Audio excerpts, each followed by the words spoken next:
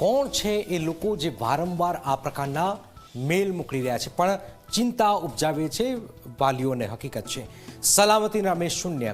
સંસ્કારી નગરી વડોદરાની સંસ્કારી યુનિવર્સિટી એટલે MS યુનિવર્સિટી, જ્યાં વિદ્યાર્થીઓની સુરક્ષા જાણે ભગવાન ભરોસે છે, કેમ કે યુનિવર્સિટી 2 વર્ષથી સરકાર તરફથી ગ્રાન્ટ મળવાની રાહ જોઈ રહી છે. વળી જેટલા કામ કર્યા છે તે પણ અધકચરા, જેનો કોઈ અર્થ નથી નીકળતો. ત્યારે સીધો સવાલ થાય છે કે શું કોઈ દુર્ઘટના બાદ તંત્રને થશે ગંભીરતાનું ભાન? શું થઈ રહ્યું છે આવો જોઈએ, જાણીએ, સમજીએ.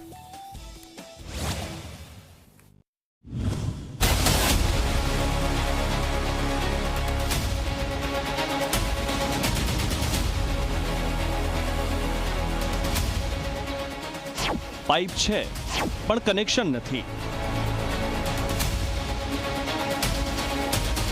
સાધનો છે પણ પરવાહ નથી. આ હાલ છે સંસ્કારી નગરી વડોદરામાં આવેલી MS યુનિવર્સિટીના, જે વિદ્યાર્થીઓની સુરક્ષાના નામે માત્ર શૂન્ય જોવા મળે છે. ન કરે નારાયણ, પરંતુ કમનસીબે કોઈ આગની દુર્ઘટના બની તો જવાબદારી કોણ લેશે તે એક સૌથી મોટો સવાલ છે.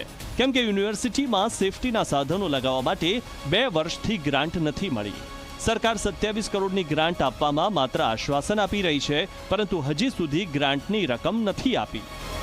આ વર્ષે તે આખો ઇન્ટિગ્રેટેડ પ્રોજેક્ટ સરકારશ્રીને પ્રસ્તુત કરવામાં આવ્યો છે નવી બાબતની અંદર, અને એ નવી બાબતની અંદર આ વખતે એ પ્રોજેક્ટ સ્વીકારવામાં પણ આવ્યો છે, એટલે તેનું સેન્કશન હવે આવશે.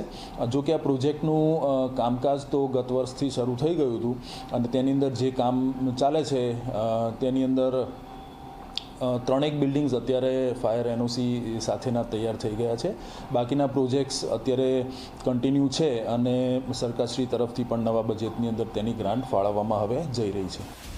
એક તરફ સરકાર બેદરકારી દાખવી રહી છે, તો બીજી તરફ યુનિવર્સિટી પણ ઓછી બેદરકાર નથી. કેમ કે યુનિવર્સિટીમાં ફેકલ્ટી ડેવલપમેન્ટના ફંડમાંથી ફાયર સેફટી પાછળ ખર્ચ થઈ રહ્યો છે, પરંતુ તે યોગ્ય દિશામાં થતો હોય તેમ લાગતું નથી. અહીં બોયઝ અને ગર્લ્સ હોસ્ટેલ બહાર પાણીની પાઇપો લગાવાઈ છે, પરંતુ પાણીની ટાંકીનું કનેક્શન બાકી રાખ્યું છે. વાત સાયન્સ ફેકલ્ટીની કરીએ તો અહીં ફાયર સેફટીના સાધનો તો પડ્યા છે, તો તે એક ખજાનો હોય તેમ ખાનામાં બંધ કરીને મૂકી દેવાયા છે. એટલે જ્યારે જરૂર પડે ત્યારે લોકો ફાંફા મારે. આપ જોઈ શકો છો અત્યારે અમે MS યુનિવર્સિટીના બોયઝ હોસ્ટેલમાં ઉપસ્થિત છે, કે જ્યાં ફાયર સેફટીના સાધનો તો ઇન્સ્ટોલ કર્યા છે, પાઇપો લગાવી દીધી છે, પરંતુ તેનું કનેક્શન આપવાનું હજુ બાકી છે. પાણીનું કનેક્શન આપ્યું નથી. ત્યારે સવાલ એ થઈ રહ્યો છે કે આ જે પાઇપો છે તે હાલમાં શોભાના ગાંઠિયા સમાન બની છે.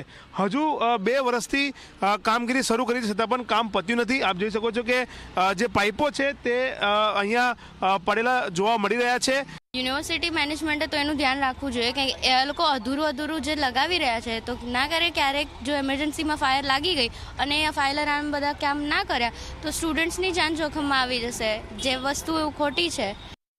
સરકાર જે ગ્રાન્ટ આપે છે એ ગ્રાન્ટ તરત મળવામાં આવે, કારણ કે જે ફેકલ્ટી પોતાના ડેવલપમેન્ટ ખર્ચમાંથી જે ફાયર સેફટીનો ખર્ચો કરી રહી છે, એના બદલે એ ડેવલપમેન્ટ ખર્ચનો જે પૈસો છે એ બીજી જગ્યાએ વાપરી શકે છે. જેવી રીતે આપ બધાના ધ્યાનમાં છે કે આજકાલ બધા ફેસ્ટ બંધ થઈ ગયા છે, તો ફેસ્ટ ચાલુ કરવામાં બી એ લોકો એ કરી શકે છે. ફેસ્ટની પાછળ બી આવો મોટો ખર્ચો કરી શકે છે.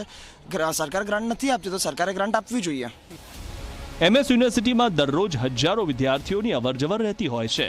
અહીં યુવાનો ભણે છે, પરંતુ તેમની સુરક્ષા સાથે જાણે ખિલવાડ થતો હોય તેવું સ્પષ્ટ દેખાય છે.